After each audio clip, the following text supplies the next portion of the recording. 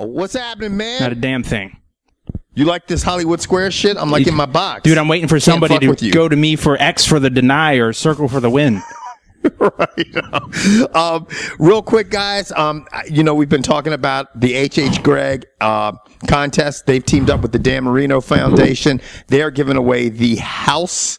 If you guys haven't had a chance to enter in the contest, you will want to enter in this contest.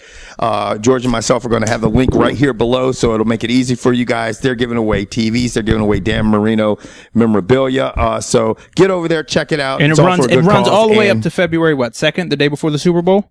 Yep, you're right. Yeah, it runs all the way actually up to the day of the Super Bowl, day before the Super Bowl. So you got a lot of chances to get in there and win some free stuff. And that's a beautiful segue because this season we saw the largest amount of turnover we have in NFL history at the head coach position. It was unbelievable, dude. Like, I mean, I guess, what do they say? Every year there's probably like 6 or 7 coaches that are fired. What was it, 8 this year? 8 this year. 8 this year. And and finally, George and I were like, you know what? We wanted to talk about this, but we're like, you know, we're going to wait until all the teams have hired their new coaches because we figured, fuck it. By the time we talk about 3, another coach will be hired, and it just got confusing. So we're going to start with Arizona. Oh, please, let's. What are your thoughts, Mr. Bedford? What are your thoughts about Trust me, the Bruce Arians, I wish he was coaching a little further east. Actually, a lot further east. I think he's going to do a great job, but I don't think he has the talent on that team to win a whole lot of games. They're not going to do what the Colts just did next season. That's for sure. No. Now, do you but think about this. Like, I mean, and I agree with you. I thought personally, for all the coaching candidates who are out there, I thought Bruce Arians, I don't know about you, George, I thought Bruce Arians was the best guy, the best candidate, you know, and there'll be people out there that disagree with me. I don't see how you can. I mean, the guy took over for Chuck Pagano from an OC to an HC and tore it up as a head coach. Right. Now, yeah, if you guys aren't familiar with Arians, he was their offensive coordinator for put it this way, if you're not familiar with Arians, go to another channel for another video because we're not here to give you all that detailed bullshit. You figure that out on your own. Ask Google. He knows everything. Now, on to the Buffalo Bills. No one gives a shit about you or your team or your new head coach because you still should go play in Toronto because you already play games there anyway. You really did. And you know what? You know, Russ Brandon, who basically is running that organization, went out and hired Syracuse coach Doug Maroney. If you guys aren't familiar with Doug Maroney, and I don't know if it's Marone or Maroney, I'm going to say Maroney because the hire was a bunch of fucking baloney. It's fucking, but he went 25-25. The only person out of Syracuse that I've ever heard of is Jim Boeheim. And if you're not getting him to come coach your football team, then I don't care.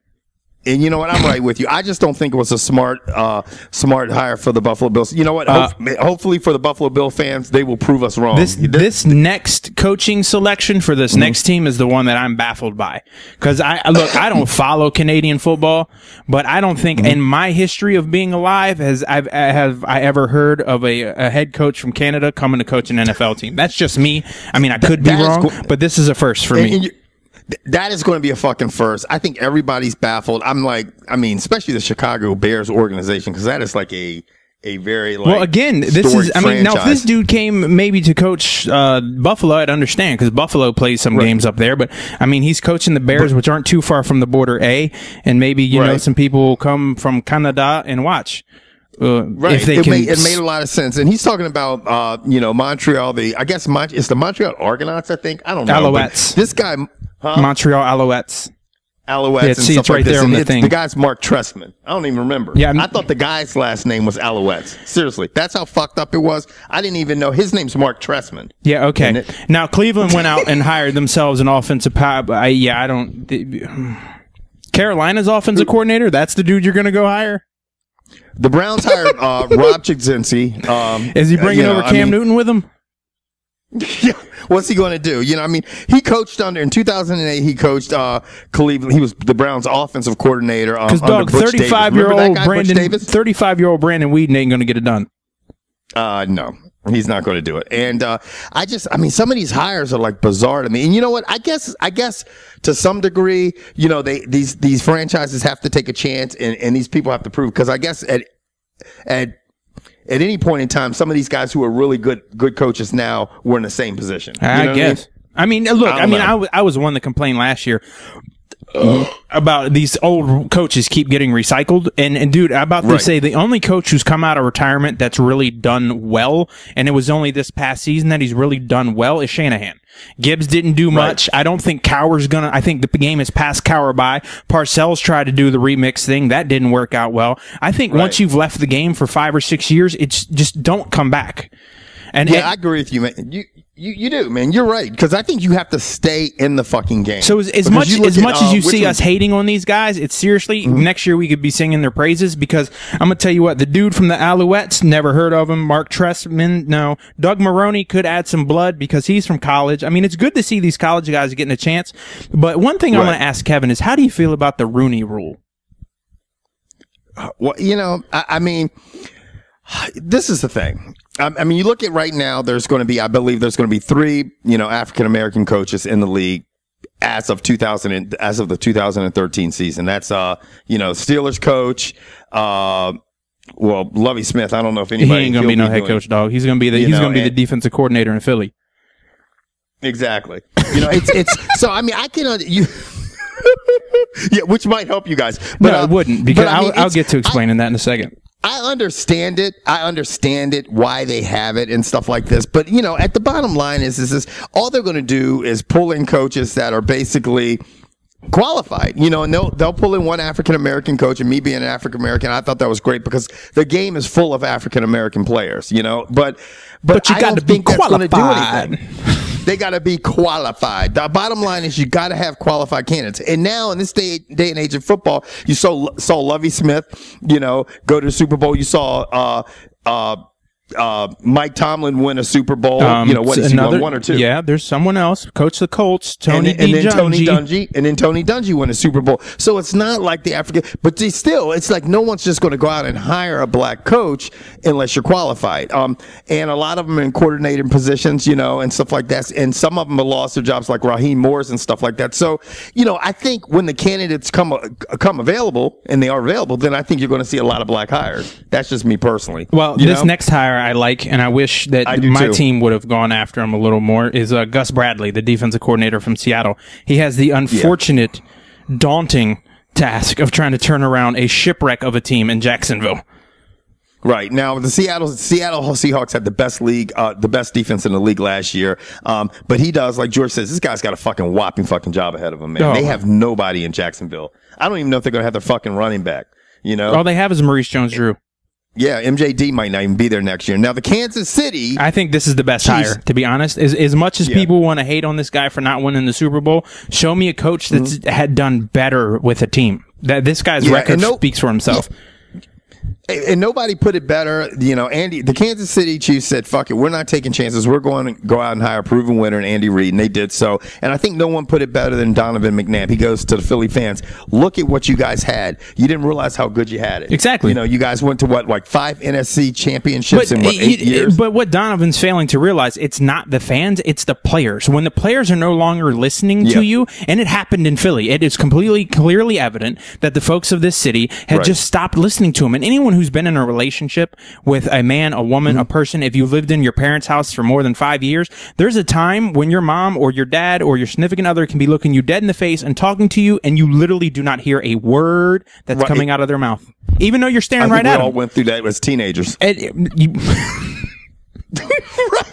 So, if you have a teenager, you're going through that shit right now. So that's in my opinion, that's what happened here in Philly. People were just tired of hearing Andy Reid. Like, it was Charlie Brown, shorty. They're sitting in the back of class. Andy Reid's going, we need to wah, wah, wah, wah, wah, wah, wah, wah, wah. And they just straight up didn't care. They didn't care. And you know what? Sometimes, and for Andy Reid, too, it's like he needs a fresh start. I think he was sick of the whole Philadelphia environment. I'm going to tell you what. A lot of shit negative happened in his life. It was time for him to get a fresh start, too. Next to the Jacksonville guy, I think Andy Reid's got the biggest project. He definitely has a big. Now, before we get to the Eagles, we'll come back to the Eagles since that's your squad. Let's go to the Chargers. The Chargers got rid of North Turner finally, but you got to look. North Turner, even though they never made it to the Super Bowl. North Turner already got picked up as an offensive coordinator. He did. Yeah, and North Turner, he is a great offensive coordinator. He was a winner, He wasn't a Super Bowl winner, but for the most part, they were always in the playoffs. He was Denny Green. You know what I mean? He was Dennis Green, for anyone who remembers him. Now they hired the Denver Broncos offensive coordinator Mike McCoy. McCoy was the Broncos coordinator for 4 seasons. Took them to the playoffs the last 2 seasons, obviously. But what do you think about this? Dude, I don't give a shit. Think he's I don't care, because here's the thing. Until you send Phillip Rivers on his way, again, that's just Phillip Rivers doesn't have an offense. He doesn't have a defense. Just let Phillip Rivers go. And by let him go, he needs to go see Ryan Leaf, who just got popped again and got sent back to jail. Dude got kicked out of rehab and got sent to jail. Wow, man. Yeah, he's all fucked up. Now, that brings us to and that was a great show. Have a lovely evening. George wants to snake his way out. You know I'm not going to let him fucking snake his way out of this shit. But the Philadelphia Eagles went and hired Chip Kelly. Now, I'm gonna cut you. George is not fucking happy with this. Not happy with this hire at all. I think it's a good hire. Nope. And you know what? I'm going to say this is, and I told George this, I think it's a good hire. I think 5 years ago, it probably wouldn't be a good hire, but I just think the game is starting to change. I think it's finally where you're seeing there's not a lot of defense in the NFL anymore. It's all about scoring points. You know, a few years back, we saw the New Orleans Saints win the Super Bowl with not a stand-up defense by no means. I mean, they were just fucking outscoring people. And I think that's the first time that we actually saw a Super Bowl winner. Well, let me ask you this, Chip Kelly, because that's who you're going to be. You have the number 4 overall pick with this upcoming draft. What position are you drafting? I'm not even going to ask you for a name. I'm just, what position? Left tackle. Thank you. Now, if he comes out and drafts anything but a left tackle, I hope you eat every word that you just said about him being a good hire, because that will be the most absurd, stupid, worthless pick that I've ever seen. You're right. I mean, he's got to use his fucking head. It's not college fucking football. You know, he's got to go out there and build Philly's line. Philly does not have a line. He had the fastest team. You know what? In NFL, there are no fastest teams. No one team is faster than the other. Everyone is fast as shit in the NFL, or they wouldn't be there. The problem is can he adapt to that? The first thing he needs to do is adapt to speed. I understand it's honestly, it's not a gimmicky offense he runs. He runs a spread offense that throws the ball a lot, that moves at a very fast tempo. It's like the old. Now, let me ask you something. It's like the old school Warren Moon when the run and shoot, and now it's literally going to be like the fun and gun, because this Bama's going to be moving at 100 miles an hour, and they better cut Michael Vick. I don't give a shit. He's not the man to run that offense. Not at 34. At 24, yes. Do you think, let me ask you this now, do you think you're going to see a lot of things, like, for example, with RG3 coming to Washington, you know, you saw Shanahan actually start to implement some of Baylor's plays. Do you think you're going to see some of Oregon's offense in Philadelphia? Let me explain something to you. You're allotted one dumbass question a month. Do you want that to be your dumbass question? I mean, I will let that be your stupid question for the month. But you know what I should have done? To make it not a dumbass question, okay, I should have said how much of Oregon's offense. That's a better question. I'd say 73%. I'd say 73%. Where'd you come up with this fucking 73? Because that's how much of his offense he's going to implement. What has me worried is when that Bama has the quarterback drop back, turn, and throw a wide receiver screen. That works in college, but let me tell you right now, versus Seattle, not going to work. Corners are too big and too physical. Who's going to block? They're going to walk right through Deshaun. All right, so you have Deshaun Jackson, LaShawn McCoy, and Macklin in a bunch formation off to the left. Deshaun takes a step back. The quarterback, whoever it is, turns and fires him the ball. Shorty, that play's not going to work. He's going to get closed in on in like 2 seconds. Right, that play doesn't work now. There's no way you can change that. He's going to try these screens. I mean, if I'm Deshaun Jackson, I'm thrilled. If I'm Jeremy Macklin, I'm thrilled, because you know you're going to get 1,000 throws. If I'm LaShawn McCoy, I'm like, Shorty, trade me. Right. Trade me or put me in the slot, because he will not be a running back anymore. Yep, and I'm going to tell you what, a single back, he doesn't want to play in a single, I don't know. Look, I'm negative. I'm negative as it is. I don't know how this is going to work. As you guys can obviously see, George is not too happy, and he's probably stressing the fuck out. So on that note, I'm going to fucking end this segment, man, because I don't want my man right here, I don't want my man right here to fucking fall out on me. Anyway, guys, let us know your thoughts on the fucking NFL coaching carousel. Also, go over to HH Greg. God damn. Sign up, get your Dan Marino gear, get your TVs, get your notebooks, get your iPad wannabes. Right here below. The link is there. We are fucking out of here. Take care, everybody.